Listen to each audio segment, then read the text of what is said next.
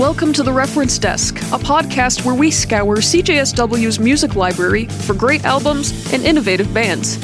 And sometimes we stumble upon cello-forward electronic dark folk cabaret rock music. Listen, I'll show you just what I mean in a sec. My name is Dib Dooley, and this episode is the first ever on The Reference Desk to cover an artist local to Calgary, although his fanbase is global, sizable, and primarily online. We're talking about the band Fish in a Birdcage. That's the stage name of Dustan Townsend, a cellist originally from Victoria, BC, who now makes music out of Calgary. Fish in a Birdcage has been signed to the record label Network for just over a year now, but Townsend's experimental folk project has been in the works since 2014, which exploded in popularity online with the release of their song Rule Number 4, Fish in a Birdcage. I'm a fish inside a birdcage. My brother always sings me songs, and with his beak he tries to soothe me. He makes me feel that I belong. So carry me from these walls, brother of mine. Show me the world outside. It has to be true. I'm counting on you to be my wings and my eyes. For clarity, that's the whole song name. Rule Number 4, Fish in a Birdcage, by Fish in a Birdcage. There's something important about the band's naming system when it comes to song titles. That is, there's rules behind every track. What began as a reminder for safety during his childhood ended up becoming an elaborate joke in the studio during the recording of his first EP in 2014. It's a lot to explain, so I'll let Dusty do the talking himself here. There's a bunch of rules that we had in our studio, and they were called the calm and collected rules of the studio. When I was leaving my house, my mom would always go, "Dustin, what's rule number 1?" And I'd have to go, "Safety." And she would go, "Yeah." And I would be hanging around with my friends, and I'd get a phone call from my mom, and they would just be like, "Dustin, what's rule number 1?" And I'd have to go, "Safety." We were in the studio, and someone let out a huge belch in front of a girl, and Cody was just like to Zach, he was just like, "Dude, that wasn't classy.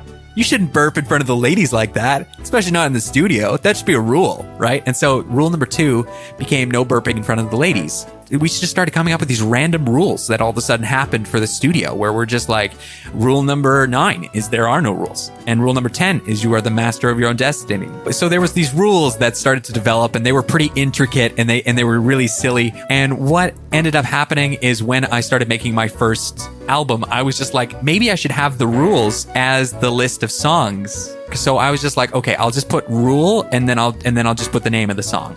Right? And that'll be kind of cool because that'll like connect all of the albums somehow. I really liked that idea. So I just started doing that right off the bat. That's a clip from one of his Twitch livestream archives, which is one of many ways Townsend keeps up with his global fan base. Fish in a Birdcage is a local band to Calgary, but their fans are global, and found within the Dark Cabaret genre's online communities. Many of the fans make their own animations and art all around Fish in a Birdcage's music, some of these videos garnering millions of views. This has awarded the band their own unique fandom outside of just their genre, and they now boast over 60 million total views on YouTube and nearly 4,000 members on their Discord server. These fans affectionately call themselves birds in a fish tank. The band's most recent song to go viral is a continuation of the plot around the fish inside said birdcage, and it might be their most unhinged yet. It's called Rule 47. The birds are plotting. When did the panic set in? Was it too late? Will you go mad? How can I rattle your cage, boy? How can I rattle your cage?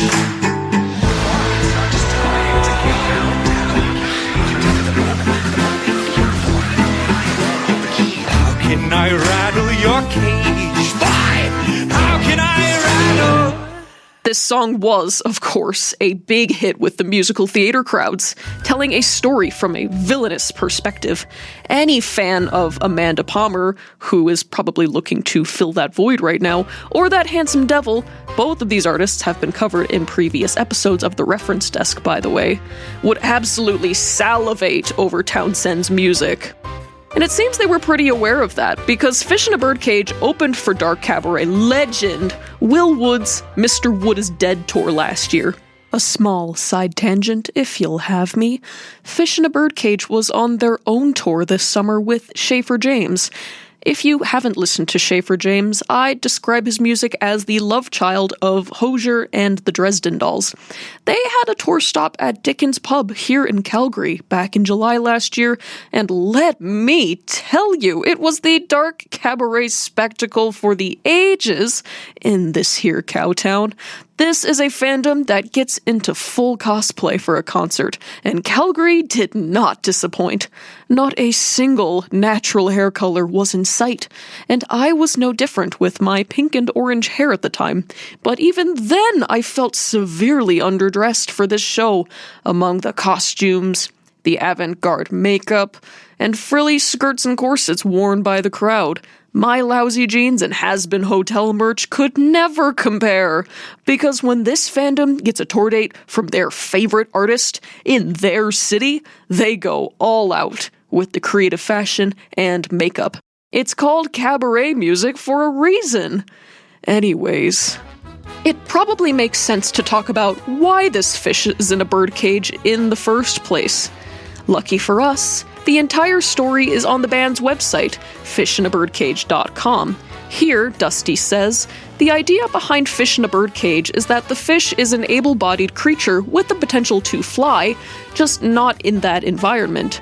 I relate to that personally, being an artist confined or caged into a place where I cannot fly or live up to my full potential because of the caging of my environment. That sentiment alone might be why the band has found so much success online and ended up on so many Spotify playlists with names such as Songs for My Dungeons & Dragons campaign, a playlist for the Forest Children, and POV, You Were the Weird Kid. Fish in a Birdcage is designed for misfits. It's a huge reason they're a band at all. And speaking of misfit energy, I couldn't help but be fascinated by what follows that sentence in their biography. Townsend writes, climbing roofs and writing music has been a big part of being a musician, being arrested a couple of times from climbing rooftops, playing for the waterfowl down at a place called Bower Ponds, and playing music at night while everyone is asleep. Let me tell you, I have been scouring the internet and their Discord server for any crumb of elaboration on that arrested a couple of times line, but I haven't seen anything. The things musicians will do in the name of their art, am I right? I'm not that passionate about any of my hobbies, but hey, some of us clearly need to step up our game.